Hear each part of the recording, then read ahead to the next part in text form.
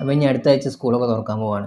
നമ്മളെ വരിയിലുണ്ടാവും ചെറിയ ചെറിയ കുഞ്ഞു മക്കൾ കുറേയൊക്കെ ചേർത്താൻ അല്ലേ, ഓരോ സ്കൂളിലങ്ങനെ ചേർത്താൻ. അപ്പം ഇനി LKG ഒക്കെ പോയി ചേർത്തി കഴിഞ്ഞിട്ടുണ്ടെങ്കിൽ ഈ മക്കൾക്ക് ഇനി ഇടക്കിടക്ക് പനി വന്നുകൊണ്ടിരിക്കും.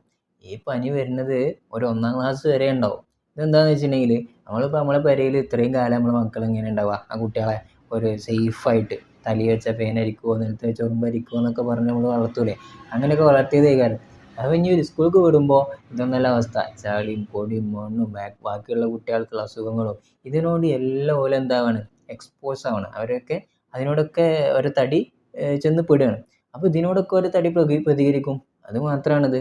അപ്പോൾ എന്ത് ചെയ്യണം, അസുഖം വന്നാൽ നേരെ ഹോസ്പിറ്റലിലേക്ക് പോവുക, മരുന്ന് പിടിക്കുക, മാറുക, ഇത്രയേ ഉള്ളൂ. എന്നിട്ട് അതിന് ബേജാറാവണം, എൻ്റെ കുട്ടിക്ക് എന്താണാവോ സ്കൂൾക്ക് പോയി തുടങ്ങിയതിന് ശേഷം തുടങ്ങിയാണെന്ന് പറഞ്ഞിട്ട് ക്ലിനിക്കിലേക്ക് വരണ്ട.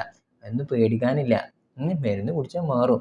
നേരെ എന്ത് ചെയ്യുക, പേടിക്കാതെ ക്ലിനിക്കിലേക്ക് വരിക, മരുന്ന് പിടിക്കുക, പോവുക, സുഖം.